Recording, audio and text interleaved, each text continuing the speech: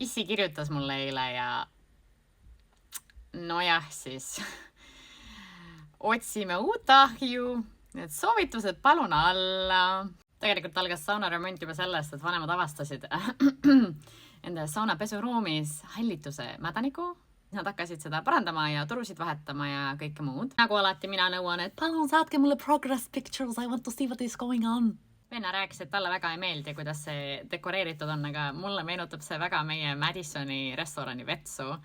Ma kohe näitan pilti, oot. Sarnane disain, et nagu see beež ja hallid liistud ja natukene valget all ja... Minu jaoks on neil nagu täiesti sama vibe, et ma ütleks, et ongi nagu täiesti, mitte üks ühele, aga lihtsalt nagu giving the same feels põhimõtteliselt. Valgustuse profid nad küll ei ole, kui nad mulle pilte tegid, aga minu meelest ta näeb väga lahe välja ja ma ei tea, Issi tegi päris tubli töö. Aga remondiga ju siuke asi ongi, et sa alustad ja siis tal raudselt läheb 10 korda kallim.